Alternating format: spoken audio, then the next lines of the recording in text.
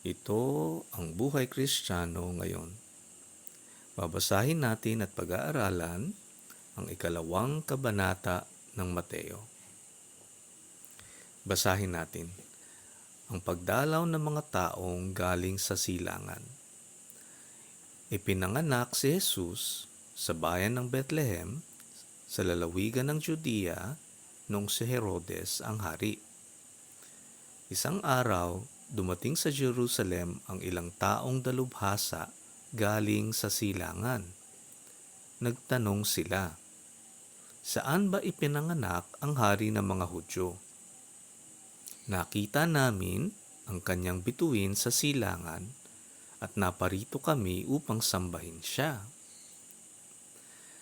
Nang mabalitaan ito ni Herodes, nabagabag siya at pati na rin ang buong Jerusalem. Kaya ipinatawag ni Herodes ang lahat ng namamahalang pari at mga tagapagturo ng kautusan. At tinanong nila kung saan isisilang ang Kristo. Sumagot naman sila sa Bethlehem na sakop ng Juda. Dahil ganito ang isinulat ng propeta, "Ikaw, Bethlehem, sa lupa ng Juda, hindi ka huli sa mga pangunahing bayan ng Juda, dahil magmumula sa iyo ang isang pinuno na magsisilbing pastol ng mga mamamayan kong Israelita." Makikita natin ang interes ni Herodes sa sinasabing hari ng mga Hudyo, dahil lamang sa kanyang pangamba na magiging kalaban niya ito sa kanyang kapangyarihan. Malamang sa kanyang pag-iisip, baka ito pa ang pumalit sa kanya at magtanggal sa kanya sa kapangyarihan. Yun lang ang dahilan niya kung bakit nagtatanong siya, kung bakit siya nag-atas sa mga tauhan niya na hanapin ang sanggol na Kristo. Basahin natin. Nang marinig ito ni Herodes, palihim niyang ipinatawag ang mga taong galing sa silangan at inalam kung kailan talaga nila unang nakita ang bituin. Pagkatapos, pinapuntan niya sila sa Bethlehem at ibinilin niya sa kanila, "Lumakad na kayo at hanaping mabuti ang sanggol. At kapag nakita ninyo, balitaan niyo ako kaagad upang makapunta rin ako at makasamba sa kanya." Pagkatapos nilang marinig ang bilin ng hari, umalis na sila. Habang sila ay naglalakbay, muling lumitaw ang bituin na nakita nila sa silangan, at lubos ang kanilang kagalakan. Nanguna sa kanila ang bituin hanggang makarating sila sa kinaroroonan ng sanggol. Pagpasok nila sa bahay, nakita nila ang sanggol at ang ina nitong si Maria. Lumuhod sila at sumamba sa sanggol. Inilabas din nila at inihandog sa sanggol ang mga dala nilang ginto, insenso at pabangong mira. Nang pauwi na sila, binalaan sila ng Diyos sa pamamagitan ng isang panaginip na huwag nang bumalik kay Herodes. Kaya nag-iba na sila ng daan pauwi. So dito makikita natin yung ginawa ni Herodes, no? Iba yung sinasabi niya, pero iba rin yung nilalaman ng kanyang puso. Sinasabi niya sa mga mago, nasabihan siya kapag nahanap na nila ang sanggol na Kristo. At sinasabi niya sa mga mago na gusto rin niyang sumamba. Pero hindi iyon ang totoong hangarin ng kanyang puso. Sa buhay natin sa pang-araw-araw, madalas nangyayari ito eh. Hindi natin pinapakita yung mga masamang balak natin, yung mga bagay-bagay na alam nating kasalanan, at tinatago natin ang ating mga ninanais o kagustuhan o mga plano na kasalanan At pinapalitan natin siya, tinatago natin siya sa mga yung maganda sa paningin at pandinig ng mga tao sa paligid natin. Kasi masyado tayong nag-aalala sa magiging tingin ng tao sa atin, at ang nakakalungkot, hindi tayo nag-aalala kung ano magiging tingin ng Diyos Ama sa atin. Kailangan nating paalalahanan ang ating sarili na wala tayong maitatago sa Diyos. Lahat ay nakikita niya, kahit na ito ay nasa isipan lamang natin o nasa kailaliman ng ating puso. Basahin natin ang pagtakas patungo sa Ehipto. Nang makaalis na ang mga taong galing sa silangan, nagpakita kay Jose sa panaginip ang isang anghel ng Panginoon. Sinabi ng anghel sa kanya, "Bumangon ka't dalhin ang bata at ang kanyang ina sa Ehipto. Doon muna kayo hanggat hindi ko sinasabing bumalik kayo. Dahil hinahanap ni Herodes ang sanggol para patayin." Kaya ng gabing ring yun, umalis papuntang Ehipto si Jose, kasama ang bata at ang ina nitong si Maria.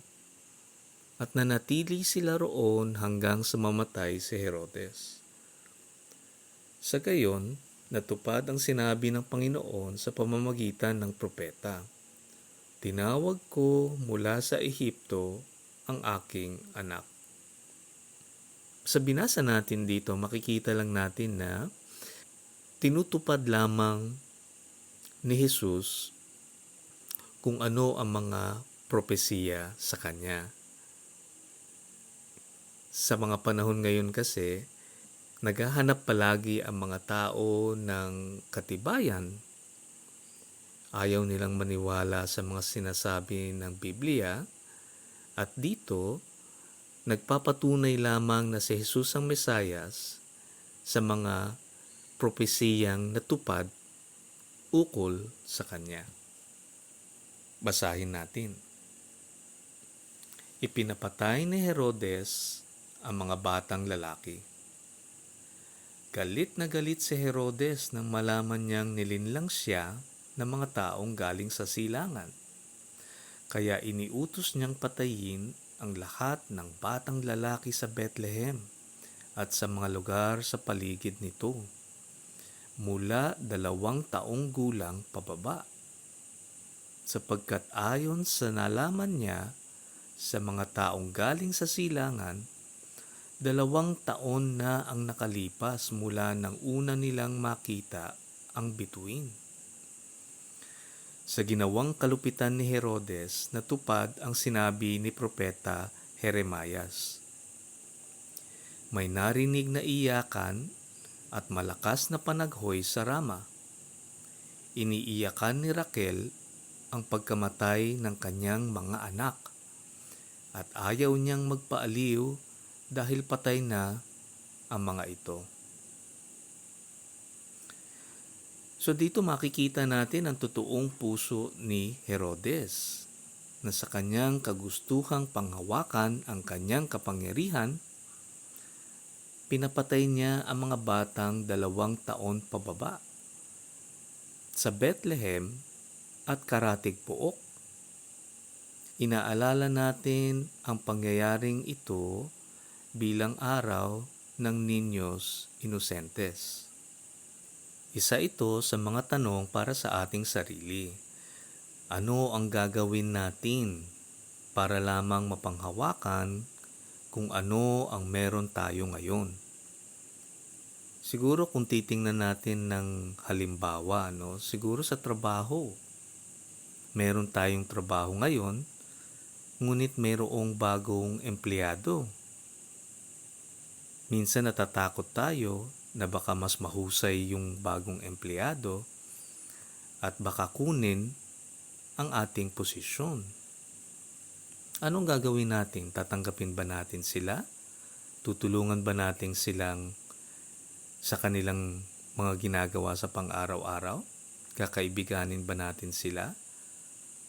O hindi kaya naman sisiraan natin sila nang hindi niya nalalaman? Gagawan natin siya ng mga kwento na hindi rin naman totoo.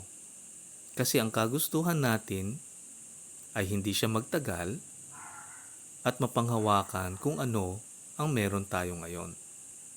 Ganito rin ang nangyayari. Kunwari, merong mga sitwasyon na mababawasan ang ating kinikita. Papaano kung mag-iiba ang antas ng pamumuhay natin?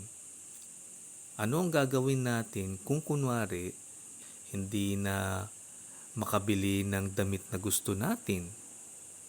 Hindi na tayo makakain ng gusto nating pagkain? Gusto natin ng ganitong mga bagay na wala naman tayong kakayahang makabili. Ano ang gagawin natin?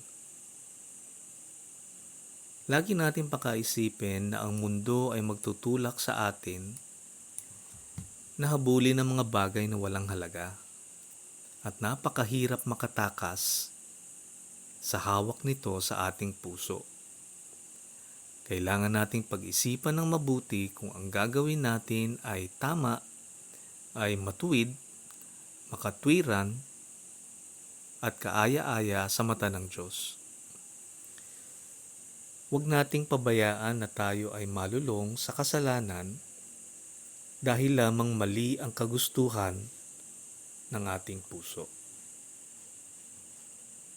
Basahin natin ang pagbabalik mula sa Ehipto. Nang mamatay na si Herodes, ang anghel ng Panginoon ay muling nagpakita sa panaginip ni Jose doon sa Ehipto.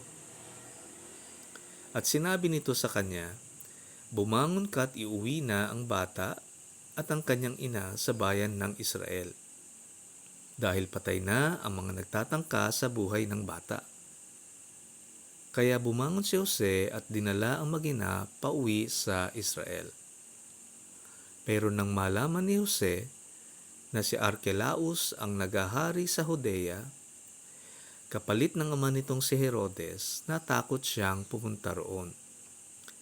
Binalaan siyang muli ng Diyos sa pamamagitan ng panaginip, kaya tumuloy siya sa lalawigan ng Galilea. At nanirahan sila sa bayan ng Nazaret, kaya natupad ang sinabi ng mga propeta na tatawagin ng Kristo na Nazareno. So dito karagdagang patunay ng maganap ang mga nakasulat na ang Kristo ay tatawaging taga-Nazaret. May kadalasan na nating binabanggit ang katuparan ng mga kasulatan na patungkol kay Jesus. Ito ay sapagkat may mga taong hindi naniniwala na si Jesus ang Mesayas. Humihingi sila ng patunay at hindi nila tinatanggap ang katauhan ni Jesus. Siguro, meron na tayong mga nakausap na ganitong klaseng tao. Mahirap talaga silang makumbinsi at alalahanin lamang natin na Diyos Ama lamang ang nagbubukas ng puso ng tao at walang lumalapit kay Jesus kung hindi rin tinatawag ng Diyos Ama. Dito nagtatapos ang ating pag-aaral sa 2 kabanata ng Mateo. Manalangin tayo. Diyos Ama, buksan ninyo ang aming puso at isipan at tulungan mo kaming maintindihan at isabuhay ang aming napag-aralan ngayon. Nananalangin kami sa ngalan ni Jesus. Amen. Ugaliin natin ang pagbabasa ng salita ng Diyos. Nandito ang mga salitang nagbibigay ng buhay na walang hanggan. Ito ang Buhay Kristiyano ngayon.